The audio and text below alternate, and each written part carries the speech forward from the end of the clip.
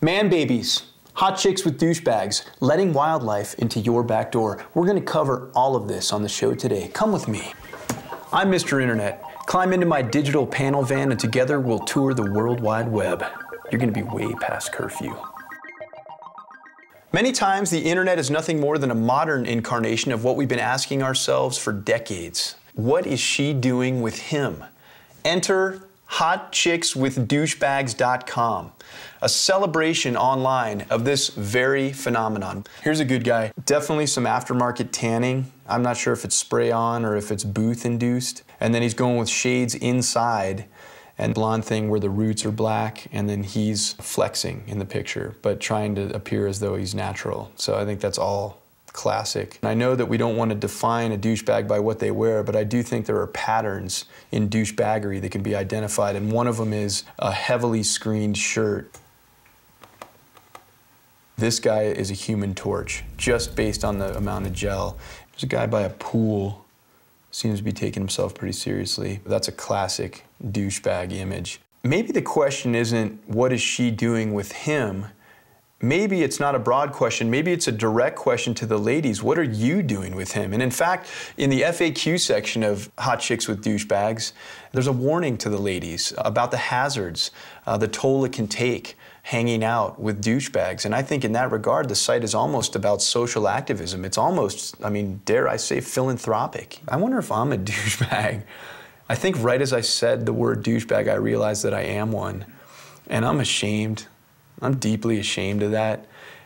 I don't think I'm in danger of being surrounded by hot chicks anytime soon, so I'm not sure I'm gonna make it on the site, and maybe that's worse. I mean, imagine a site just called like Hermit Douchebag, and it's just douchebags at home eating Cheez-Its in their pajamas by themselves, wondering where the last 30 years went.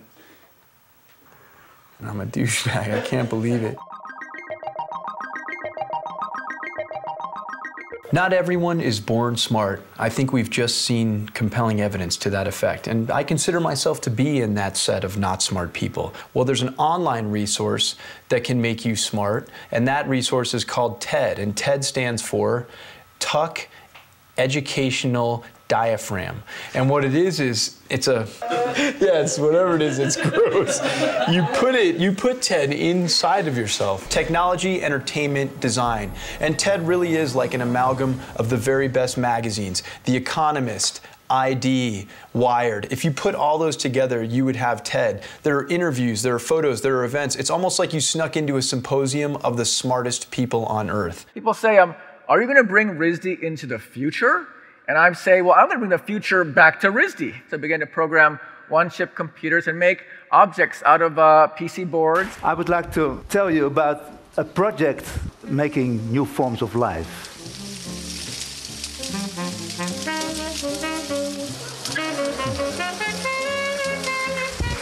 Thank you. You've got Al Gore, Jane Goodall.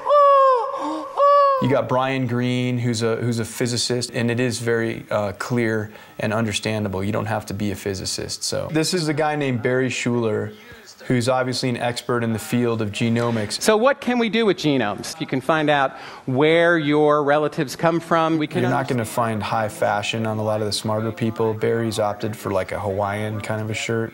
It's not really working. The subject matter may not be something that you think you'd be interested in, but it is presented in such a compelling way that you can get into the psychopathology of African architecture. I mean, just go to TED and watch some of this stuff, and then later you can regurgitate it as if it's your own thinking, and people will be blown away.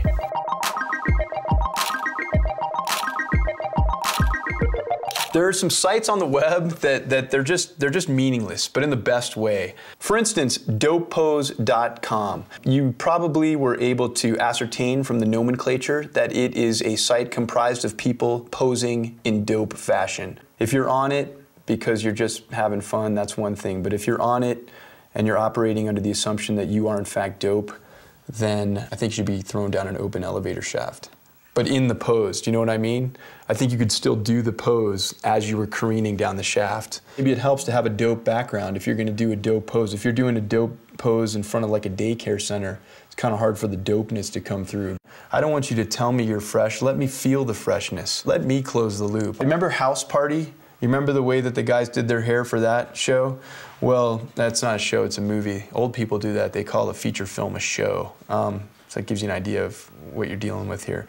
Here's a party where we have some people posing in that classic Run DMC, arms folded. And then one of the gentlemen has a goat mask on. Don't you like that word gentleman?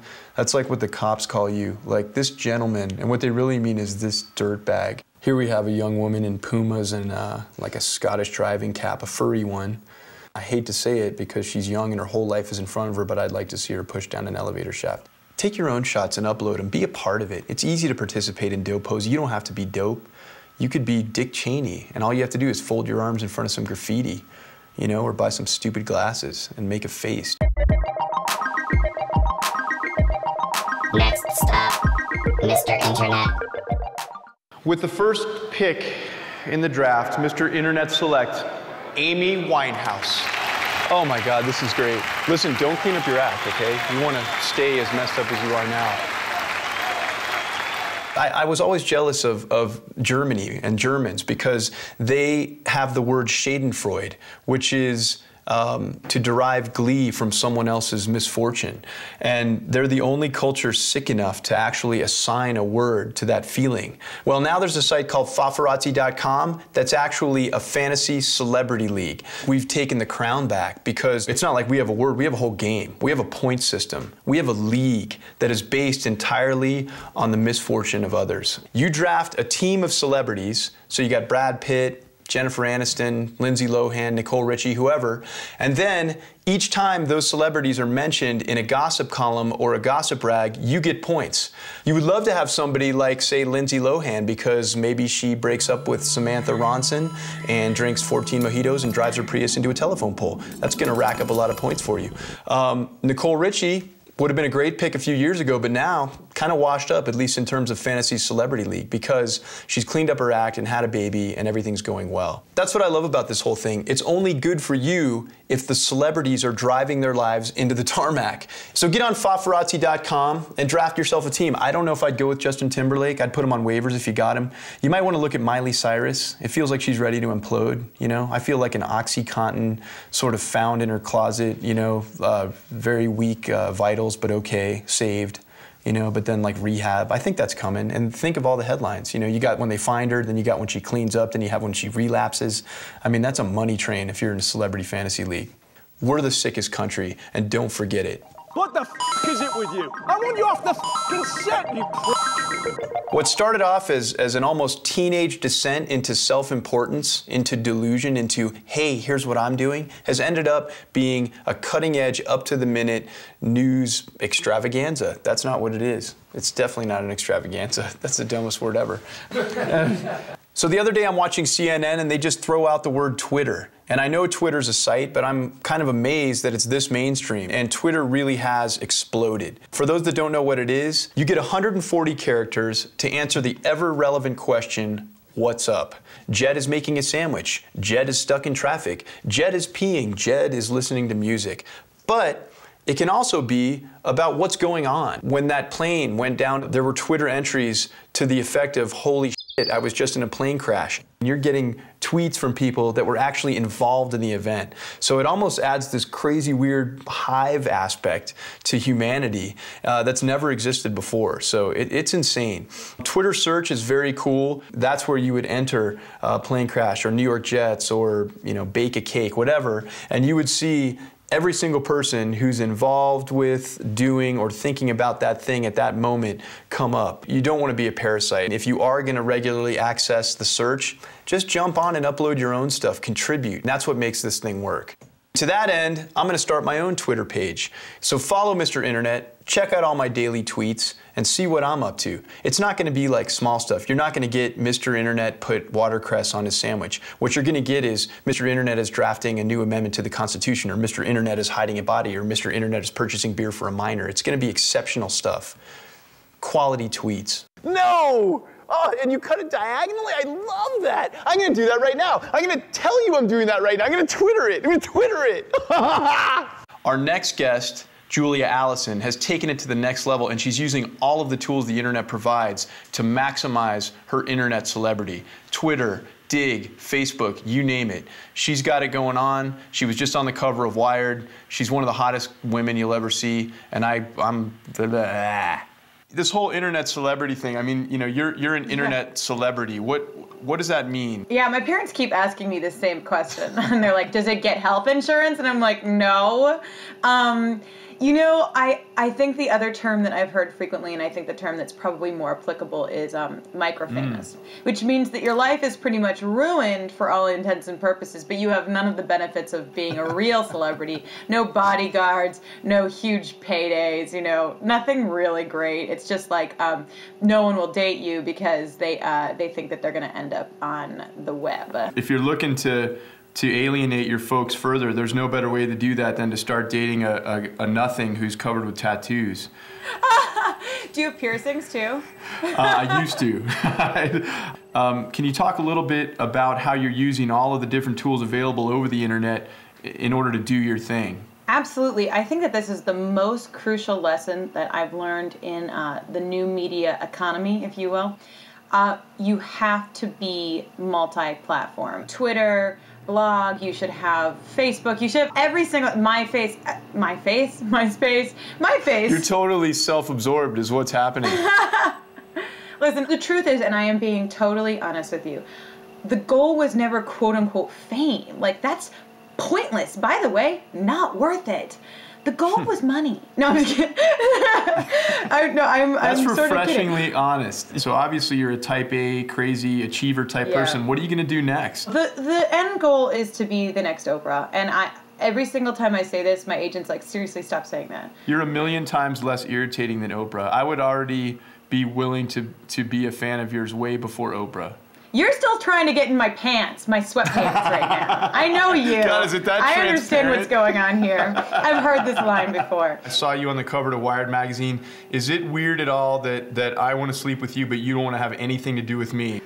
If you ever do come out to New York, I will not sleep with you, but I will have coffee with you. So, there you go. Okay. Well, that's a compromise. start. It's all about compromise. I like, you know, having coffee with someone as a euphemism for, like, I wouldn't touch you with a 10-foot pole. And on that note. Yeah, that's a perfect note to end on. Take care, Julia. Okay, bye.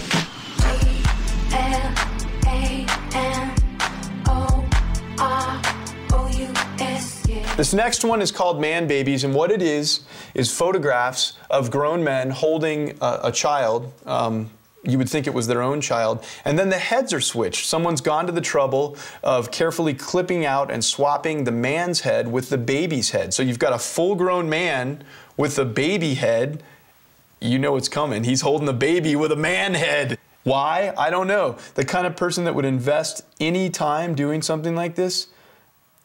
You know what? I was going to say something mean, but I'm looking at some of these man baby images, and I just lost my place because it was so disturbing. So maybe there is something to this. Maybe there's a power inherent in the man baby. You know those bumper stickers, Believe the Children? Maybe this is an online expression of that, where the child is actually shepherding the grown man. He's holding and protecting the grown man from his own cynicism. That innocent, beautiful, pure child is holding that sick, decrepit, horrible man that has probably cheated on his wife and probably embezzled from his company and probably smokes weed while he's driving a Chevy Celebrity. And that baby can help. You know what I mean? He can hold that man in a spiritual way. That's the only thing I can think of why this makes sense, is believe the children. Believe the man baby. Believe the baby that is a man. Believe the baby's head that's on a man body holding a man on top of a baby's body. Stick around, we got more coming up. Ugh. Next stop, Mr. Internet.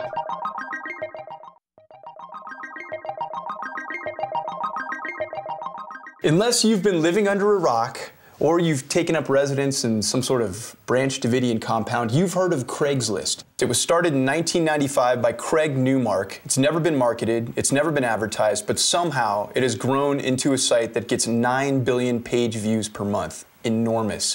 What it is essentially an online version of classified advertising. It's funny because people think that what's killing newspapers is blogs. That's not the case. What's really killing newspapers is Craigslist because it takes away their primary revenue stream, which is classified advertising. You will find a lot of the same things that you find in your typical newspaper classified section. Here's a credenza, appears to be a little beat up. Here's a job opportunity at a temp agency that I may be cashing in on because nobody watches the show. The thing about Craigslist is it gets a whole lot weirder than your local newspaper classifieds. Here is a guy in Washington who put out a fake casting call on Craigslist and had people show up attired exactly like him at a bank. He then robbed the bank. So there's like 30 people dressed like him and they can't tell from the surveillance who's who. Here's a good one. A guy in Houston that wants to pleasure himself close to a tornado. Sort of a storm watcher gay porn thing, and he was looking for a partner to join in the fun. So those are the kind of things you're not going to find in your local newspaper classifieds, but you will find them on Craigslist. We wanted to see how weird Craigslist could get, so we decided to put our own ad out there. We're looking for techrophiliacs. That's a new category of person that likes to be intimate with a deceased avatar. I'm an online persona. I'm interested in being intimate with your online persona, but only if it's passed on. The cameraman's wondering what a deceased avatar would even be. Like, now his thing is it's a zombie. I don't think that's right because that's reanimated. So that's dead and then it's back to life. And I'm not interested in being intimate with that because it's moving. I'm looking for more like something laying on its side with like X'd out eyes. Check out our Facebook page to see who answered our Craigslist ad about techrophilia. I think we're gonna get some good avatars that have passed on, sexy ones, you know, but not alive. Kids, we've got a treat for you tonight. Biker Fox, a homoerotic cycling enthusiast with male pattern baldness. Hello, my friend. How's it going? Oh, I was just man. praying. I'm the local Al-Qaeda leader in Oklahoma, and we are the Al-Qaeda that is the loving and joyous Al-Qaeda that loves Americans. Wow, I wasn't aware that there was a cell that was sort of fond of America. Well, in Oklahoma, yes. We just have a different perspective than most leaders. I tell you what, let me go get to Biker Fox because I have got to get back to the mosque. Wow, I didn't know that Al-Qaeda were Italians. All right. Do we have a grip for the lithium? We need a pharmaceutical grip, you know what I mean? It's like sound, like grip or best boy. Always weirded out by that best boy title. It's like, is there like a boy that's not that good? You know, Mr. Internet! Mr. Internet! Rock and roll, man! So what's up? What's going on with you? Oh, fabulous, fabulous. I gotta ask you, your website is one of the most comprehensive personal sites I've ever seen. I mean, you've got icons, you've got GIFs, you've got desktop backgrounds, photos, clothing. Are you scared? You better be, because I'm coming into your bedroom. Who is Biker Fox? What's his deal? What are you about? Biker Fox is this fabulous, joyous image for others to see that I've created. You know, we're in a depression now. Things are tough. And I've just been lucky enough to be this internet celebrity that everybody knows everywhere. I'm just trying to put out this message that's fabulous, you know, that's just positive. It's like Seabiscuit during the Depression era. I mean, people needed hope. They turned to Seabiscuit. His inspirational performances, his victories over better, faster horses. Would you say that you're sort of a bipedal Seabiscuit? Exactly. Is a clearly visible package part of the positive message? It seems like that could be tied to it somehow. Yes, I'm able to put out all these fabulous pictures of me in tight spandex, and I seem to have quite a bit of girls, you know, whether it's, you know, from the colleges or, you know, I go out to the nightclubs, and I guess you could say it's kind of a basket grabbing session when I am out there dancing with the girls, you know. Try as I may, I will never be able to criticize a phrase like a basket grabbing session. I'll tell you. Now you got a feature film coming out. Is it a full 2-hour feature length film? What's It's the an hour and a status? half. Is that scheduled to hit screens anytime soon? Where can we find that? We've been working on it for over 2 years now, and So it's got some momentum. Exactly. It's going to be big. You know, we're going to send it out to a lot of Universal Studios and Oh, nice. Fox and everybody, and hopefully we get somebody to buy it for about $4 or $5 million. What is the short version of the plot? The short version of the movie is it's something fresh and new. It's something like you've never seen before. It's extreme. It's my business for one, which is just it's about muscle car parts and people calling and that sort of thing. And in fact, I have one of my grills right here. This is a 70 Skylark grill. Wow. See this? I do. I am able to see that. The movie's also about the raccoons. They come in, they live with me in my life. Well, you can see where that dovetails nicely. So basically, people calling, guy needs a gasket, a raccoon shows up, takes a shit on the carpet. That's a wrap. Yeah, exactly. Our society needs to open up their back doors, open up their backyards, tear down your fences, let wildlife in, because what better message than to let wildlife in your back door? It really is. You know what I mean? It's like that? Yeah. Exactly. When I first moved here, I started putting out a little bit of food, and now I have all nature's animals come up to my back door. If you know, you can even look out my door most of the time. There's 25 or 30 wild turkeys I feed that roam around the yard. It's just fabulous. So it's like a Dr. Dolittle, only with like your junk hanging out. That's awesome. That's all the time we have. This has been awesome. Listen, I enjoyed it, Mr. Appreciate Internet. talking Rock to the you. world, man. Rock and Let roll. it be known that life is here to enjoy your whole It's life, here. okay? All right, take care. I love you guys. I love America. See you later. So how do you recap that? That shook me. I want to take a shower. I want to talk to a clergyman. I don't want to do this anymore. Ever again. So that's it for our show. Again, thanks for watching. Hope to see you next time on the Mr. Internet Show. That's 2 shows in the same outro. You're not going to find that on a regular show because they've got people to watch for that kind of thing. We don't have that. We don't have that kind of money. Show. It's like 5 shows all in the same thing. Bye.